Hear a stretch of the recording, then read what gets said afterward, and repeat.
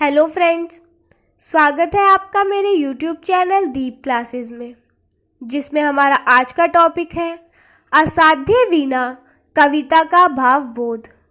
हमारा आज का टॉपिक स्टार्ट करने से पहले अगर आप हमारे चैनल पर नए हैं या आपने अभी तक हमारे चैनल को सब्सक्राइब नहीं किया है तो इसे सब्सक्राइब कर लें, जिससे हमारे आने वाले वीडियो के सभी नोटिफिकेशंस आप तक पहुंच सके। चलिए अब हम अपना टॉपिक स्टार्ट करते हैं। असाध्य वीणा अज्ञेय की आख्यान मूलक कविता है। इसका कथानक वज्रकीर्ति नायक कलाकार और केश कम्बली प्रियंवद से संबंधित है। राजा केश कम्बली प्रियंवद को वीणा की कथा बताते हुए कहते हैं कि वीणा उत्तराखंड के गिरी प्रांतर से बहुत समय पहले आई थी। राजकीर्ति ने मंत्रपूत अति प्राचीन किरीटी तरु से इसका निर्माण किया था। वीणा का निर्माण पूरा होने के साथ ही वज्रकीर्ति की साधना और जीवन लीला भी पूरी हो गई। राजा बताते हैं कि सभी जाने माने कलावंत हार गए, परंतु कोई भी इस वीणा को बजा नहीं सका। मेरे हार गए सब जाने वाले कलावंत, इसकी विद्या हो गई अकारत। दूर पुचूर कोई ज्ञानी गुणी, आज तक इसे न साध सका। अब यह असाध्य वीणा ही ख्यात हो गई। पर मेरा अब भी विश्वास कृच्छ्र तप वज्रकीर्ति का व्यर्थ नहीं था। वीणा अवश्य बोलेगी, परंतु तभी बोलेगी जब कोई सच्चा स्वर सिद्ध इसे गोद में लेगा। असाध्य वीणा का पूरा थीम है आत्मसमर्पण और चित्त की समाधि। एक तरह से यह वृत्तियों के समंजन आन्वित एकाग्रता का काल है। इस काल की साधना ब्रह्मा के मौन को तोड़कर नई अर्थ दीप्ति करती है। सहसा वीणा का झनझनाना असाध्य वीणा का साध्य हो जाना है। इस कविता में अज्ञेय अपनी क्लासिक मुद्राओं का विस्तार करते हैं। व्यंजना के आगे का तात्पर्य वृत्ति विस्तार था। व्यक्ति विवेक के उस अनुमानवाद का अर्थ विस्तार, जिसमें अभिधा व्यंजना लक्षणा शब्द शक्तियों के अर्थ व्यापार की जरूरत नहीं है। असाध्य वीणा सर्जना की बिंबमाला को टूटने नहीं देती और सर्जना में साधना के तार को खंडित नहीं होने देती। असाध्य वीणा में मौलिकता विषय की नहीं वस्तु की है। अज्ञेय का लक्ष्य रागात्मकता न होकर रागात्मक संबंध रहा है।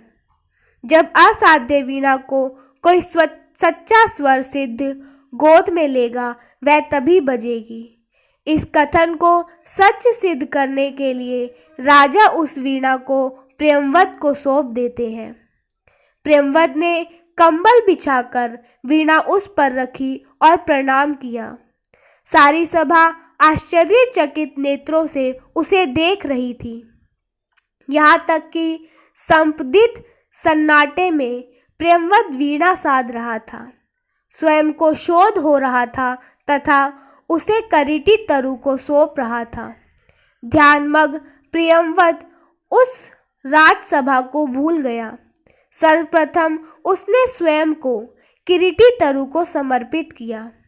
इसके बाद प्रियंवद वन्य प्रकृति के विभिन्न रूपों को स्मरण करने के साथ विविध जंतुओं की सुंदरता का ध्यान करता। बहुत समय के चिंतन मनन और ध्यान के बाद समाधिस्थ संगीतकार का हाथ उठा, उंगलियां कांपी और सहसा तार बज उठे। वीणा बजने के पश्चात सबने अपने मनपसंद संगीत को सुना।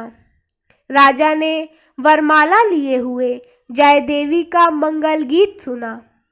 रानी ने अनन्य प्यार की ध्वनि, अन्य व्यक्तियों में से किसी ने प्रभु की कृपा वाक्य, किसी ने आतंक मुक्ति का आश्वासन, किसी ने भरी तिजोरी में सोने की खनक, किसी ने अन्न की सौंधी खुशबू, किसी ने नववधू की पायल ध्वनि, किसी ने शिशु की किलकारी आदि को सुना।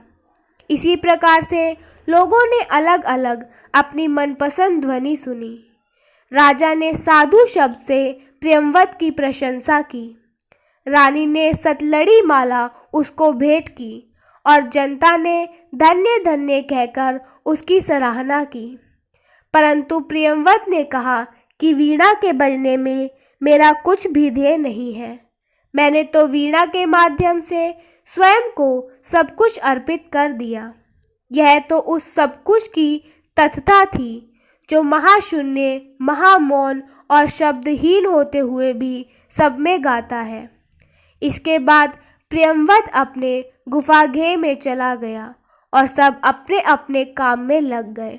इस प्रकार एक आख्यान के माध्यम से अज्ञे ने वीणा की असाध्यता, परमात्मा की सर्वव्यापकता और अंत विहीन एकाग्रता का चित्रण किया है।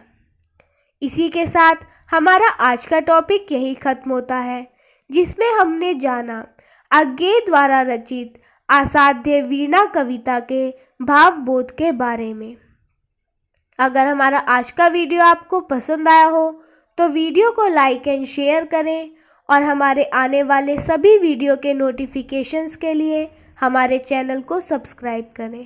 Thank you for watching.